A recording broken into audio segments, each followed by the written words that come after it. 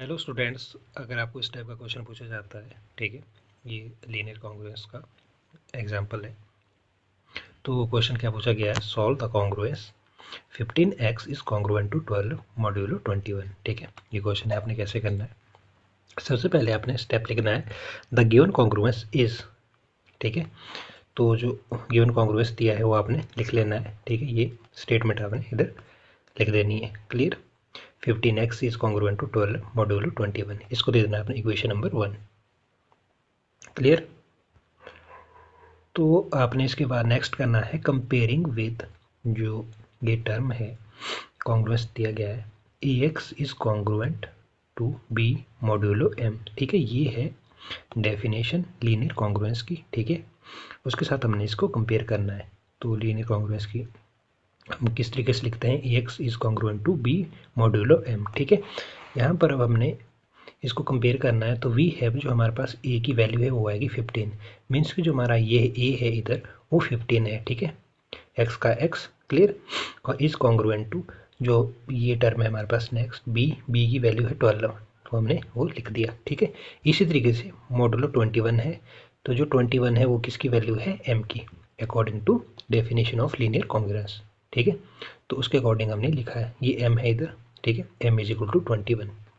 Clear, यहाँ तक आपको क्लियर हो गया।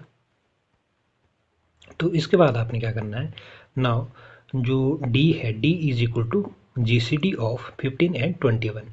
ठीक है, जी सी डी किसकी, 15 एंड 21, मीन्स की ए और एम की जी सी डी। क्लियर। तो D is equal to G C D of A comma M, इसको लिख सकते हो आप, this is equal to G C D of 15 comma 21। तो अगर आप जी सी डी निकालोगे 15 और 21 की, ठीक है, तो उनमें जो कॉमन डिवाइजर आएगा, ग्रेटेस्ट कॉमन डिवाइजर, वो आएगा 3, क्योंकि जो 3 है वो डिवाइड कर रहा है 15 को भी और 21 को भी। ठीक है, क्लियर। तो जिसका ग्रेटेस्ट कॉमन डिवाइजर है वो क्या है, 3। अगर आपको नहीं पता है जी सी डी कैसे निकालते हैं, तो जैसे हम सपोज करें ये हमारे पास 15 है और ये हमारे पास 21 है। क्लियर। तो 3 से अगर हम इसको भाग देते हैं तो 3 इंटू 5 15, और ये आएगा 3 इंटू 7 21। तो यहाँ से हम देख रहे हैं जो हमारा 3 है वो कॉमन डिवाइजर है 15 का भी और 21 का भी। यहाँ तक क्लियर हो गया। ठीक है, इसके बाद हम 5 इंटू 1 5 आएगा। ठीक है, फिर 7 आएगा, 7 इंटू 1 7। तो अगर हम इसमें देखें तो हमारा जो 3 है वो कॉमन डिवाइजर है 15 का भी और 7 का भी, तो इसलिए जो हमारा ग्रेटेस्ट कॉमन डिवाइजर है वो आएगा इसका 3। ठीक है, ये स्टेप उनके लिए जिनको पता नहीं है कि जीसीडी की वैल्यू 3 कैसे आई। ठीक है, अगर आपको पता है कि जीसीडी कैसे फाइंड करता है, ठीक है, तो ठीक है। ठीक है, अगर किसी को नहीं पता है तो मैंने आपको बता दिया है। यहाँ तक क्लियर हो गया। तो जो हमारा 3 आया, जो जीसीडी हमारी 3 आई, वो क्या कर रहा है, वो डिवाइड कर रहा है बी को, मीन्स की बी की वैल्यू है 12 हमारे पास इधर। तो जो 3 है वो 12 को डिवाइड करता है। ठीक है, 3 इंटू 4 12।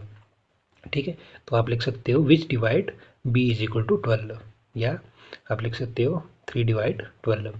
ठीक है, तो यहाँ तक स्टेप हो गया आपका क्लियर। इसके बाद आ जाएगा नेक्स्ट हमारे पास, therefore the given congruence has 3 solution.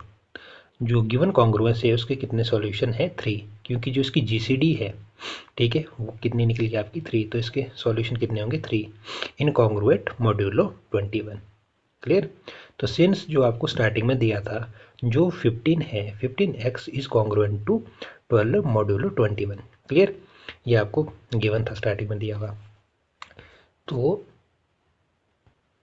Bye the theorem of linear congruence, जो हमारा 15 12 और 21 है, ठीक है, ये 3 टर्में हैं। अगर हम इसको 3 से डिवाइड करें, 3 से 15 को डिवाइड करेंगे तो 3 इंटू 5 15 होता है, और 3 इंटू 4 हमारे पास 12 होता है, और 3 इंटू 7 हमारे पास 21 होता है। ठीक है, अगर इसमें हम 3 कॉमन ले लें इनमें, ठीक है, तो हमारे पास आ जाएगा 5x, और ये आ जाएगा इधर 4, और ये आ जाएगा 7। ठीक है, तो इसमें लिख सकते हैं बाय द डेफिनेशन। ठीक, या आपके पास आपने पढ़ी होगी लीनियर कॉन्ग्रुएंस के चैप्टर में थ्योरम। ठीक है, तो उससे हमने ये स्टेप किया है। ठीक है, मैंने बता दिया कैसे किया, हमने 3 को कॉमन ले लिया है। ठीक है, आप लिख सकते हो 3 into 5 is X is congruent to 3 into 4 bracket के अंदर मॉड्यूलो 3/7, ठीक है। तो 3 हमारा कट हो जाएगा। क्लियर। तो ये आ गया आपका पास सेकंड स्टेप, ठीक है।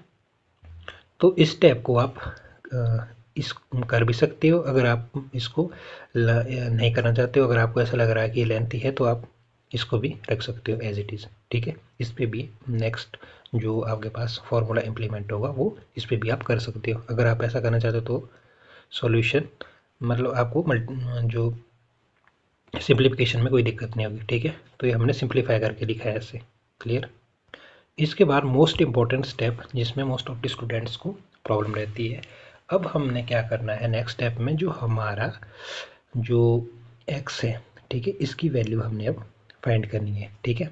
x की वैल्यू कैसे फाइंड करनी है हमने, कि जो हमारा 5 है, ठीक है, इसके साथ x है, ठीक है, 5x है, इस कॉन्ग्रुएंट टू 4 मॉड्यूल 7, इसको हमने इक्वेशन नंबर 2 दे दिया है।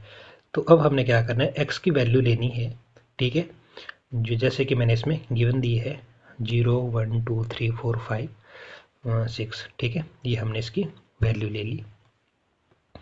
तो जो वैल्यू है, ठीक है, वो क्या आनी चाहिए हमारे पास। अगर हम मान लो x की जगह हम 1 लेते हैं, इधर फर्स्ट 0 लेते हैं अगर, ठीक है, तो 5 इंटू 0 हो गया हमारे पास 0, ठीक है। तो 0 और ये टर्म भी हमारी लेफ्ट हैंड साइड आ जाएगी, तो लेफ्ट हैंड साइड आ जाएगी तो ये बन जाएगा -4। जो 7 है वो -4 को डिवाइड नहीं कर रहा है। क्लियर।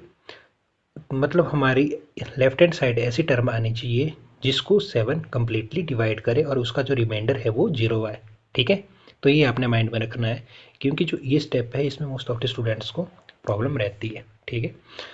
तो आपने ये माइंड में रखना है। क्या करना है आपने, कि जो लेफ्ट हैंड साइड आपकी जो टर्म आएगी, ठीक है, एक्स की हमारी कोई वैल्यू आएगी जो मैंने आपको बता दी है, ठीक है, 0 1 2 3 4, इसको हम करेंगे तो जो वैल्यू होगी वो उसको हम माइनस करेंगे, ये जो हमारी लेफ्ट हैंड साइड आएगी जो 4 है, ठीक है, जो ये वैल्यू होगी वो हमारा 7 से डिवाइड होना चाहिए, ठीक है, कंप्लीटली, और रिमाइंडर हमारे पास 0 बचना चाहिए। क्लियर। तो जैसे मैंने आपको बताया हमने ली पहले 0, ठीक है, तो हमारी वो डिवाइड नहीं करिए 7 से। क्लियर। फिर नेक्स्ट वैल्यू अगर हम x की 1 ले, इसमें अगर x की वैल्यू 1 पुट करें तो 5 इंटू 1 हो गया हमारे पास 5, ये लेफ्ट हैंड साइड आ जाएगा, ठीक है। तो हमारे पास 5 इंटू 1 हो गया 5, -4 आ गया 1, तो आपके पास 1 आ जाएगा, ठीक है। और साथ में आपने क्या करना है, सेकंड इम्पॉर्टेंट, ये मैंने ट्रिक खुद ही यूज़ की है, ठीक है। तो होप आपको समझ आ जाए, बाकी आप अल्टरनेट मेथड से भी कर सकते हो, बट अकॉर्डिंग टू मी आपने क्या करना है, जो राइट हैंड साइड आपने क्या करना है, जो मॉड्यूलस ये 7 लिखा है, अगर इधर कोई भी वैल्यू होती है, ठीक है, इधर 10 होता है 20 होता है वट एवर कुछ भी होता है, तो आपने क्या करना है, सिंपली इसका टेबल लिख देना है। देखो 7 इंटू 1 होता है 7, ठीक है, फिर 7 2 12, 7 3 21, फिर 7 4 28, 7 5 35, ये मैंने इसका टेबल लिख दिया है। क्लियर। ठीक है, आपने देखना है ये किस तरीके से वर्क करेगा। राइट हैंड साइड लिख दिया है मैंने टेबल, ये आपने जस्ट अपनी नॉलेज के लिए लिखना है रफ वर्क में, ठीक है, फिर में इसको करने की ज़रूरत नहीं है। इक्वेशन 2 के नीचे जो इतना पार्ट है ये आपने रफ वर्क में करना है, ठीक है। क्लियर। तो ये मैंने आपको राइट हैंड साइड बता दिया कि हमने टेबल लिख दिया 7 का जो हमारे पास ये वैल्यू है, ठीक है। ओके, यहाँ तक क्लियर हो गया।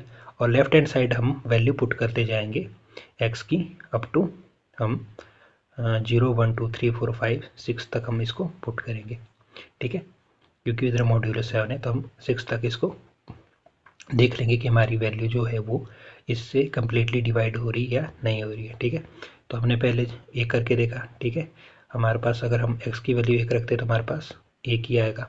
अगर हम x की वैल्यू 2 पुट करते हैं इधर, ठीक है, तो 5 2 जो होता है हमारे पास 10, 10 - 4 हो गया 6, तो जो 6 है वो 7 से डिवाइड नहीं हो रहा है, ठीक है, 7 उसको डिवाइड नहीं कर रहा है। अगर हम x की वैल्यू हम ले ले अब नेक्स्ट 3, 7 की वैल्यू अगर हम x की वैल्यू अगर हम 3 ले रहे हैं तो हमारे पास आ जाएगा 5 इंटू 3 होता है हमारे पास 15 और ये -4 कर दो तो आ जाएगा आपके पास 11। क्लियर। तो 11 जो 7 है वो 11 को डिवाइड नहीं कर रहा है, ठीक है, ये 7 हमारा 11 को नहीं डिवाइड कर रहा है, मतलब ये भी नहीं आएगा, ये भी नहीं आएगा, ये भी नहीं आएगा। क्लियर। अब हम x की वैल्यू करते हैं, जो ये x है, x की वैल्यू 4 पुट करते हैं हम, तो 5 × 4 होता है हमारे पास 20, और ये लेफ्ट हैंड साइड आ जाएगा तो आ जाएगा माइनस का, तो 20 - 4 आ जाएगा 16। तो 16 भी डिवाइड नहीं कर रहा है, मतलब 760 को डिवाइड नहीं कर रहा है। क्लियर? तो ये वैल्यू भी नहीं आएगी। इसके बाद नेक्स्ट, अगर हम x की वैल्यू 5 पुट करें तो 5 × 5 होता है 25, 25 - 4 होता है 21। तो जो 21 है, ठीक है, जो 21 है, ठीक है, उसको 7, जो ये 7 है वो 21 को डिवाइड कर रहा है। क्लियर? ठीक है, तो क्या बोला मैंने, जो हमारा 7 है, ठीक है, वो किसको डिवाइड कर रहा है? 21 को। ठीक है, और इस टेबल का फ़ायदा ये है, ये टेबल मैंने क्यों लिखा है, क्योंकि जो हमारा हम देखते जाएंगे कि साथ का जो टेबल होता है 7, 14, 21, 7 4 जा 20, 7 5 जा 35, इट मीन्स कि जो हमारा जो लेफ्ट हैंड साइड इधर वैल्यू आ रही है क्या, और राइट हैंड साइड इधर मैच कर रही है। ठीक है, मान लो इधर हमारा 35 होता इस पॉइंट पे, और हम देखते हैं कि जो 35 है क्या वो डिवाइड हो रहा है। ठीक है, ये जस्ट ट्रिक्स है कुछ, ठीक है, जिसको आप माइंड में रख सकते हैं। जैसे मैं राइट हैंड साइड हमारा 35 है, और इधर भी 35 होता, तो आप बोल सकते हैं कि जो हमारा 7 है वो 35 को डिवाइड करता है। क्लियर? इसलिए मैंने राइट हैंड साइड इसका टेबल ही लिख दिया। ठीक है, आप देखते जाओगे, जैसे आपने एक चेक किया 7 से डिवाइड नहीं हो रहा, 6 आई हमारी नेक्स्ट वैल्यू, वो डिवाइड नहीं कर रही है, 11 नहीं कर रही है डिवाइड इनमें से टर्म में से, 16 नहीं कर रही है डिवाइड, 21 नहीं कर रही है इस टेबल में से। ठीक है, तो यहाँ से आपको हिंट मिल जाता है। तो यहाँ पर जो हमारी वैल्यू है वो क्या आई, जो x की वैल्यू आई हमारे पास एक्यूरेट, वो आई हमारे पास 5। अगर हम x को 5 रखते हैं तो हमारा 5 × 5 हो गया 25, माइनस ये लेफ्ट हैंड साइड 4 इधर को चला जाएगा, ये आएगा 21, तो ये बन जाएगा हमारे पास 21, 21 is congruent to modulo 0 modulo 7। ठीक है, ये बना। ठीक है, तो जो 7 है वो इसको डिवाइड कर रहा है, 7 3 जा 21, कंप्लीटली इसको डिवाइड कर रहा है, रिमाइंडर हमारे पास 0 बच रहा है। क्लियर? तो इसके बाद का जो हमारा नेक्स्ट स्टेप होगा उसमें लिखेंगे हम 0 इज कॉन्ग्रुएंट टू 21 मॉड्यूलो 7।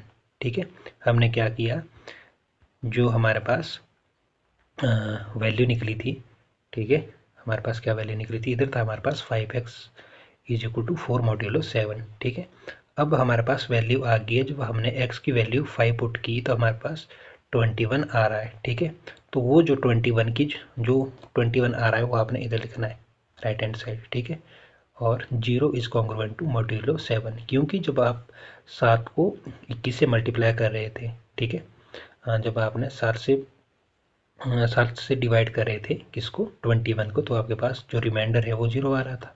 ठीक है, तो अब इसको लिख सकते हैं 0 इज कॉन्ग्रुएंट टू 21 मॉड्यूलो 7, इसको दे दिया आपने इक्वेशन नंबर 3। अब क्या करना है आपने, इक्वेशन 2 जो ये है, ठीक है, और इक्वेशन 3, इन दोनों को ऐड करना है। जब इन दोनों को आप ऐड करोगे तो आपके पास देखो लेफ्ट हैंड साइड, अगर हम 2 और 3 की देखें तो लेफ्ट हैंड साइड इधर 5 है, और जो हमारे पास इक्वेशन 3 है उधर 0 है, तो 5 + 0 लेफ्ट हैंड साइड तो आ जाएगा हमारे पास 5। ठीक है, और राइट हैंड साइड की अगर बात करें हम, तो राइट हैंड साइड आ रहा है हमारे पास 4 मॉड्यूलो 7, और सेकेंड इक्वेशन में थर्ड में आ रहा है हमारे पास 21 मॉड्यूलो 7, तो 21 + 4 हो जाएगा हमारे पास 25 मॉड्यूलो 7। ठीक है, ये क्लियर हो गया स्टेप यहाँ तक। तो जो हमारा 5 है, ठीक है, 5 × 5 होता है हमारे पास 25, इट मीन्स जो हमारे पास x है is congruent to 5 modulo 7। Clear? ये क्लियर हो गया। तो देयरफॉर जो हमारे पास x है is equal to 5 is a solution of equation 2। Clear? अब आपने क्या करना है, जो आपके पास x की वैल्यू आई है, putting x is equal to 5 in 1, equation 1 में आपने ये वैल्यू पुट करनी है। तो जो इक्वेशन 1 थी आपके पास स्टार्टिंग में गिवन है 15x is congruent to 12 mod 21। ठीक है, तो आपने क्या करना है, 15 की जगह 15x की जगह पुट कर दिया आपने 5, और 12 मॉड्यूलो 21 लिखा आपने एज इट इज़। ठीक है, तो जो 15 इंटू 5 होता है वो होता है 75। 75 इज कॉन्ग्रुएंट टू 12 मॉड्यूलो 21, ठीक है। तो इसके बाद जो नेक्स्ट स्टेप होगा उसमें आपने क्या करना है, जो हमारा 75 इस साइड है, ठीक है, 12 इधर है, तो 12 लेफ्ट हैंड साइड आ जाएगा, तो बन जाएगा आपके पास ये 75 माइनस 12 आ जाएगा 63। अब जो 63 है, ठीक है, वो 21 इसको कम्प्लीटली डिवाइड करता है। 21 मल्टीप्लाइड बाय 3, ठीक है, आपके पास 63 आता है, ठीक है। तो ये कम्प्लीटली डिवाइड कर रहा है इसको, और इसका जो रिमाइंडर है वो 0 आ रहा है। तो ये आप इस तरीके से लिख सकते हो 63 इज कॉन्ग्रुएंट टू 0 मॉड्यूलो 21, ठीक है। तो यहाँ से आप बोल सकते हो कि ये कंडीशन सेटिस्फाई कर रहा है, मीन्स कि ये जो रिजल्ट है वो ट्रू है, ठीक है, क्लियर। इसके बाद आपने क्या करना है, देयरफॉर जो हमारे पास x है, ठीक है, x की वैल्यू है हमारे पास 5, this is equal to x naught is a solution of 1, ठीक है।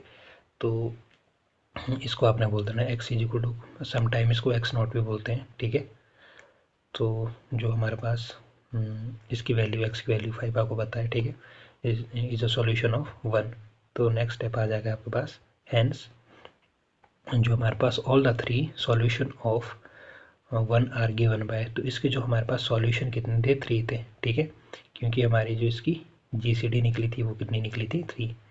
तो वो किस प्रकार से निकलेंगे, तो ये भी हमारा मोस्ट इंपॉर्टेंट रहेगा इसमें फॉर्मूला इसके लिए, ठीक है।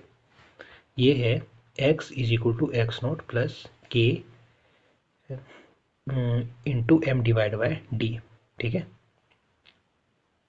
तो हमारे पास आ जाएगा x का एक्स नॉट की जगह अब आपके पास वैल्यू आ जाएगी 5, ठीक है, क्योंकि x is equal to x naught is equal to 5 था, ठीक है। तो ये आ जाएगा हमारे पास एक्स नॉट की जगह 5, के की जगह के, ठीक है, और जो हमारे पास m है, ठीक है, वो क्या था, m की वैल्यू थी 21, ठीक है। स्टार्टिंग में आपने देख लेना m की वैल्यू हमारे पास 21 है, और जो d था वो थी हमारे पास GCD, ठीक है, उसकी वैल्यू आई थी हमारे पास 3, GCD ऑफ 15 एंड 21, ठीक है। तो d is equal to GCD of 15 and 21 वो निकली थी हमारे पास 3, तो वही इसमें पुट की है, क्लियर। तो हमारे पास नेक्स्ट स्टेप आ जाएगा 5 का 5 प्लस का प्लस, और 3 इंटू 7 होता है हमारे पास 21, तो ये बन जाएगा हमारे पास 7k। तो यहाँ पर जो वैल्यू रहेगी हमारी k की वो रहेगी k इज इक्वल टू 012, क्योंकि हमारी जो GCD थी वो थी 3, ठीक है। अगर 4 होती तो हम लिखते 0123, ठीक है। अगर 3 है तो हम एक कम लेंगे, मीन्स की 012। अगर 2 होता तो हम 0 और 1 लेते, अगर GCD 2 निकलती हम 0 1 लेते, ठीक है।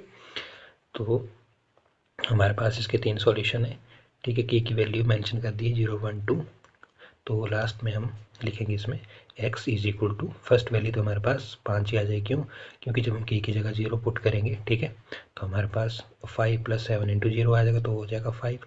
सेकेंड वैल्यू आ जाएगी हमारे पास 5 प्लस 7, k की जगह 1 पुट कर देंगे तो 7 इंटू 1 होता है 1, ठीक है। तो 7 इंटू 1 हो गया 7 प्लस 5 हो गया हमारे पास 12।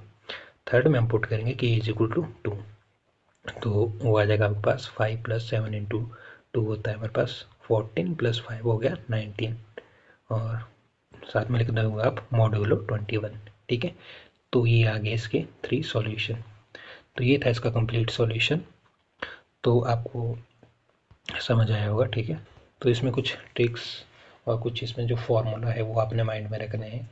तो कोई भी क्वेश्चन अगर पूछा जाए इस तरीके से, तो जो इसमें जो प्रोसीजर लगा है बीच में, जो हमने x की वैल्यू निकाली है, कुछ बुक्स में अलग अलग टाइप में दिया है, तो ठीक है, तो आपने देख लेना है कि आपको कौन सा मेथड सही लगे, ठीक है। तो आपने अपने हिसाब से देख लेना, अगर आपको ये मेथड सही लगे तो आपने इससे करना है, अगर आपको कोई और मेथड भी सही लग रहा है तो आपने देख लेना है।